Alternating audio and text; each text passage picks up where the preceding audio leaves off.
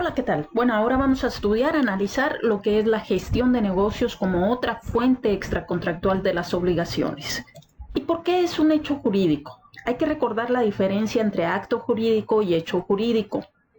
En el caso del acto jurídico, ustedes ya saben que es toda manifestación de una o más voluntades que tiene como finalidad producir efectos jurídicos, es decir, derechos y obligaciones, que están regulados en la ley y por eso se manifiesta la voluntad para que esos efectos jurídicos se produzcan, se buscan y se quieren.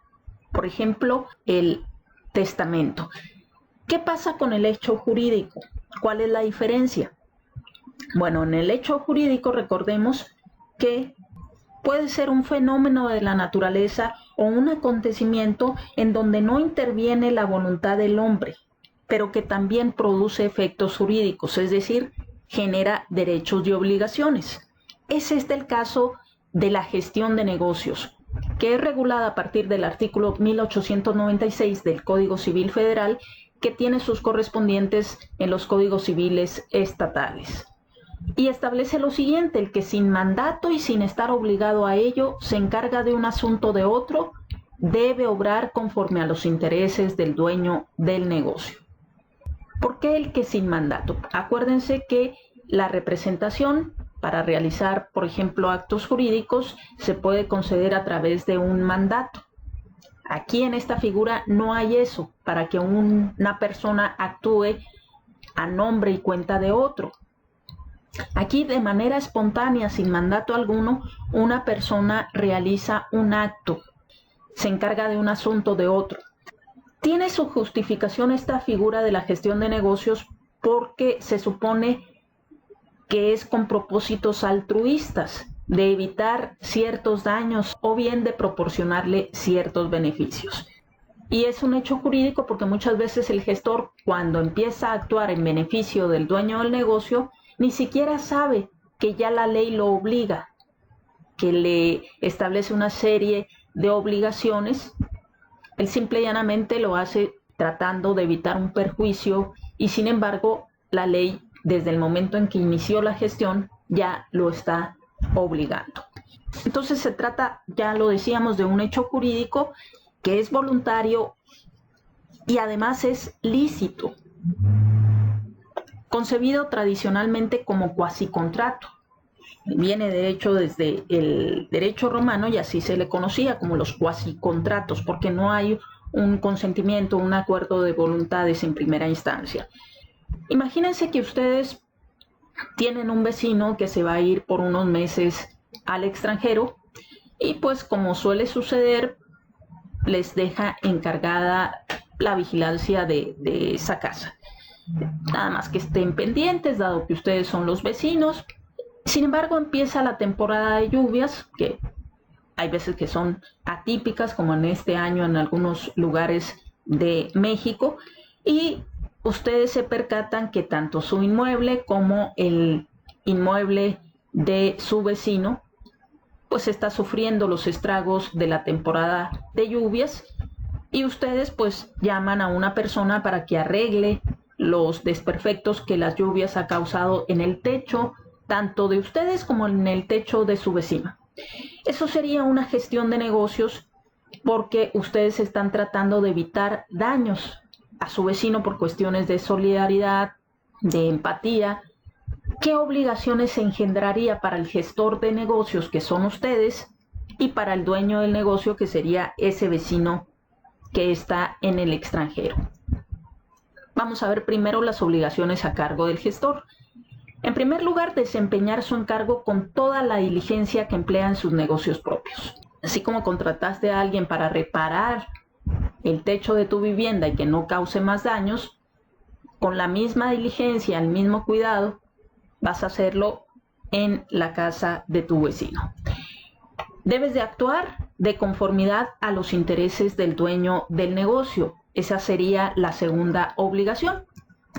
¿Por qué? Porque acuérdense que lo estamos haciendo con un propósito altruista de evitarle, en este caso, más daños a la propiedad. La tercera obligación sería avisar de su gestión al dueño y esperar que éste decida si está de acuerdo o no con esa gestión. Ya en la actualidad es más fácil cumplir con esta obligación, puesto que regularmente cuando sucede algo así de que un vecino se va, pues hay veces que deja información de contacto. Si no fuera este caso, bueno, pues tendrías que, si ya empezaste la gestión, continuarla hasta terminarla y posteriormente rendirle cuentas al vecino. La cuarta obligación sería continuar con su gestión hasta que concluya el asunto. Y finalmente la última obligación sería rendir cuentas de su gestión, y si el dueño desaprueba la gestión realizada, deberá restituir las cosas en el estado en que originalmente se encontraban e indemnizar al dueño los perjuicios causados por su intervención. Sí, por eso es importante cumplir con la obligación 3, avisar de su gestión al dueño, ya sea para que éste le dé luz verde para que continúe, o bien le dé otra opción, lo releve o le hable a un familiar para que sea él directamente el que se haga cargo de esa cuestión. Las obligaciones a cargo del dueño del negocio serían las siguientes. Deberá pagar los gastos hechos por el gestor siempre y cuando el negocio se hubiere gestionado de manera útil. Y deberá responder de las obligaciones contraídas por el gestor con motivo de su administración. Aquí en este ejemplo, si se logró evitar el daño, se realizó una gestión útil, se le pagó a la persona que acudió a reparar esos desperfectos, pues hay que cuidar las notas, las facturas, todos los gastos que hayamos erogado para posteriormente rendirle cuentas al dueño del negocio y que éste nos reembolse los gastos que hayamos efectuado. Ahora bien, de acuerdo con el maestro Bejarano Sánchez, hay casos de gestión anormal, cuyas consecuencias se explican como fruto de un hecho ilícito y no de la gestión de negocios. Vamos a ver qué casos serían estos. El gestor o supuesto gestor responde aún del caso fortuito, ¿sí?, por algún fenómeno de la naturaleza, por ejemplo, se pierde la cosa, etcétera. Si hace operaciones arriesgadas, aunque el dueño del negocio tenga por costumbre hacerlas, o si hubiere obrado más en interés propio que en interés del dueño del negocio. Por ejemplo, realizar operaciones arriesgadas. Si una persona te deja encargada una cantidad de dinero, tú la aceptas y de repente vienen y te ofrecen un negocio muy bueno, supuestamente, y acuérdese que cuando suena demasiado bueno es que no ha de ser cierto. El supuesto gestor que se supone que tendría como finalidad generarle un beneficio económico, le entrega el dinero, no dinero propio, sino de su amigo, el que le entregó su amigo para su resguardo. Y le dice, bueno, pues como te la pasas invirtiendo tu dinero en esto y en aquello, ahí sería un ejemplo de operación arriesgada, que aun y cuando el dueño del negocio suela realizarlos, eso no es justificación para que tú, que solamente estabas encargado del dinero, decidas arriesgarlo. En ambos casos entonces se va a responder aún del caso fortuito. También el que incurra en culpa o negligencia, porque acuérdense que una de las obligaciones del gestor es desempeñar su encargo con toda la diligencia que emplea en sus propios negocios, por lo que si no lo hace de esa manera, pues deberá pagar los daños y perjuicios que por su culpa o negligencia se hayan causado al dueño del negocio.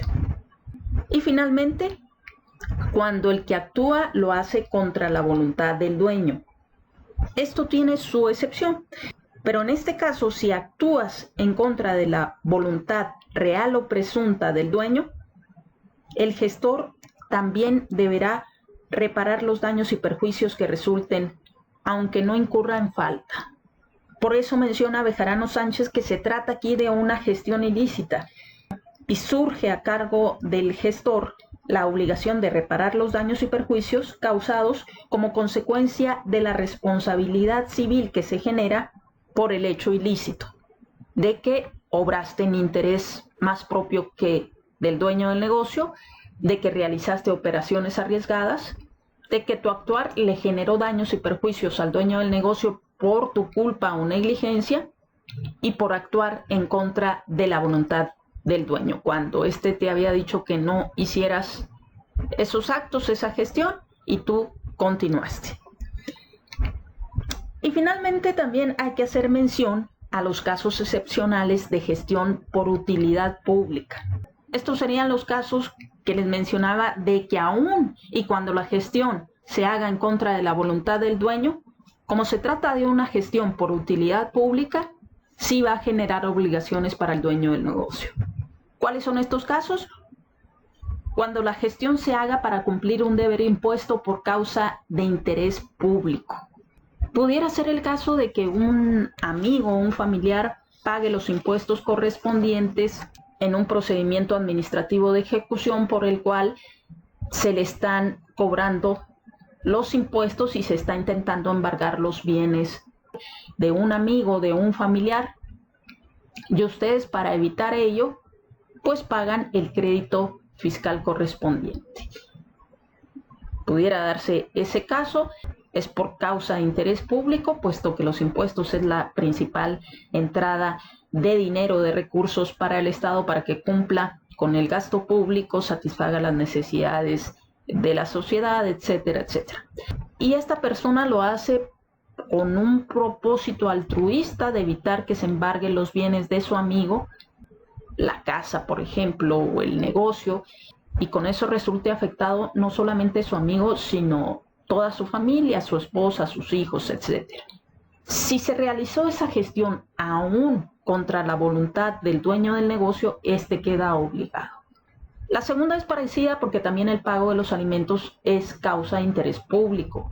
En el segundo caso, si ustedes proporcionan los alimentos al acreedor que lo necesita, puede ser la madre o el padre de su amigo, pues ustedes también, aún en contra de su voluntad, pueden recuperar esos gastos.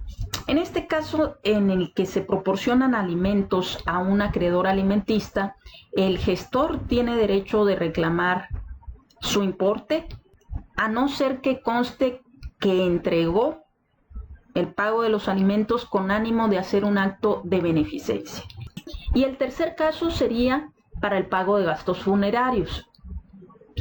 Ahí, en este caso, si ustedes tienen un vecino, un adulto mayor que constantemente frecuentan, que saben que vive solo y que tiene un hijo o varios hijos, pero que no lo visitan mucho, y de repente este vecino fallece y ustedes deciden, por humanidad, como se dice, asumir por lo pronto los gastos funerarios que se requieran. Cuando puedan localizar al hijo y este vuelva, bueno, ya sabemos que el gestor tiene derecho a recuperar los gastos que él haya erogado como consecuencia de la gestión. Ahora bien, de acuerdo con el artículo 1909 del Código Civil Federal, los gastos funerarios proporcionados a la condición de la persona y a los usos de la localidad deberán ser satisfechos al que los haga, aunque el difunto no hubiese dejado bienes, por aquellos que hubiesen tenido la obligación de alimentarlo en vida. La primera parte es muy importante porque esos gastos funerarios deben de ser proporcionados a la condición de la persona y a los usos de la localidad. Es decir, nada de que me dio mucha tristeza de que se muriera el vecino y a él le gustaba el mariachi, le voy a llevar un mariachi para que cante ahí 1 hora en el funeral. Y esos gastos los puede reclamar después al hijo cuando éste venga y se entere de lo sucedido. No. Ahí nada más tendrá derecho el gestor para reclamar, como se dice, lo necesario para darle, ahora sí que cristiana sepultura. Pero ya gastos extraordinarios como este que estoy mencionando, pues ya no correspondería. Y también hay algunas cuestiones de excepción. El gestor que se encargue de un asunto contra la voluntad del dueño, si éste termina aprovechándose del beneficio de la gestión, entonces surgirá a su cargo la obligación de pagar a aquel el importe de los gastos hasta donde alcance esos beneficios. a no ser que la gestión hubiera tenido por objeto librar al dueño de un deber impuesto en interés público, en cuyo caso tendrá que pagar todos los gastos necesarios hechos. Como mencionábamos acá en las obligaciones, el hecho de que el dueño del negocio ratifique, una ratificación pura y simple sin poner condición alguna, produce todos los efectos de un mandato. Es decir, en el momento en que nos dan luz verde para seguir actuando, es como si nos hubieran otorgado un mandato y a partir de ahí se da la representación. Y además, la ratificación tendrá efecto retroactivo al día en que la gestión empezó. Si bien la gestión empieza como un acto espontáneo para evitar un perjuicio, el ejemplo que habíamos puesto del vecino que está siendo perjudicado su techo por las lluvias, cuando yo me logro comunicar con esa persona y avisarle de lo que está sucediendo y éste me ratifica, es como si lo hubiera hecho desde el primer día que yo tomé la decisión de llamarle a alguien para que haga las reparaciones correspondientes. En caso de que no se pudiera localizar al dueño del negocio y por lo tanto no se dé la ratificación de la gestión, este solo responderá de los gastos que originó la gestión hasta la concurrencia de las ventajas que obtuvo del negocio. ¿Qué daños me evitaste? Bueno, se vinieron todavía más lluvias, afectaron los techos de otras casas y los menos perjudicados como consecuencia de la gestión fue precisamente tu propiedad y la mía. Entonces fue una gestión útil, bien realizada, y aquí están los gastos que esa gestión generó. Y esa es la gestión de negocios como otra fuente extracontractual de las obligaciones.